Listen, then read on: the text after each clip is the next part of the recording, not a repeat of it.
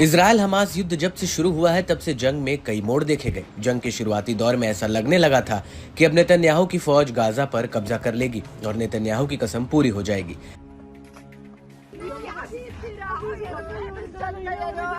लेकिन जंग जैसे जैसे आगे बढ़ी उसमें नए नए पड़ाव आते गए और अब ऐसा हो गया है कि इजरायल की सेना के लिए ये जंग एक बड़ी चुनौती हो गई है, क्योंकि जिस तरह से हमास और उसके प्रतिरोधी गुट मिलकर आईडीएफ के नाक में दम किए हुए हैं, उससे एक बात साफ है कि जंग की दिशा बदल सकती है। इजरायल चुन चुन कर हमास के कमांडर्स और लीडर्स को मार रहा है। इसके जवाब में हमास और प्रतिरोधी गुट इजरायल पर भयंकर तरीके से हमलावर है।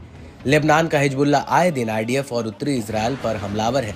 साथ ही गाजा के जिस इलाके में इजरायली सेना आगे बढ़ चुकी है, हमास के प्रतिरोधी गुटों की वजह से उसे वापस वहीं आकर फिर से लड़ाई करना पड़ रहा है और फिलिस्तीनी प्रतिरोध ने गाजा पट्टी में इजरायली कब्जे वाली सेना के खिलाफ लड़ाई और घात लगाकर हमले करना जारी रखा है।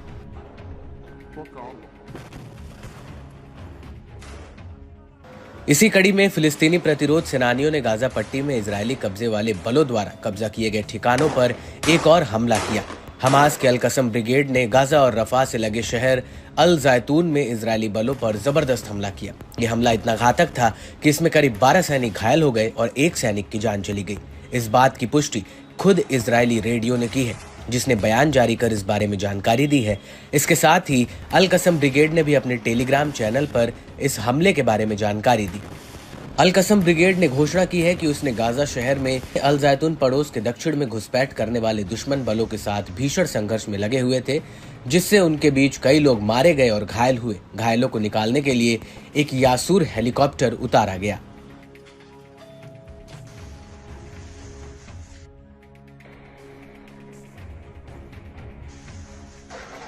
एक रिपोर्ट के मुताबिक जंग में घायल हुए सैनिकों को बेरशेबा, तेल अवीव और कब्जे वाले यरूशलेम के अस्पतालों में ले जाने के लिए कथित तौर पर 5 हेलीकॉप्टरों का इस्तेमाल किया गया है। इसके साथ ही इस्लामिक जिहाद मूवमेंट की सैन्य शाखा अल कुद्स ब्रिगेड ने भी जैतून पड़ोसी देश के दक्षिणी हिस्से में इजरायली बलों के साथ भीषण झड़पों में शामिल होने की सूचना दी, जिसमें उन्होंने इजरायली बलों पर मोर्टार के गोले से निशाना बनाया।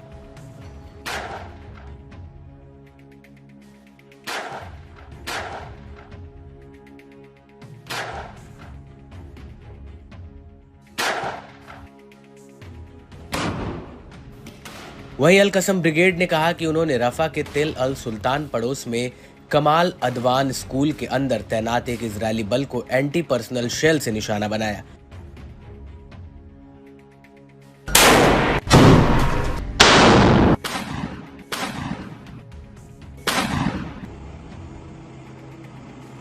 उनके साथ नजदीकी मुठभेड़ की और हताहत हुए।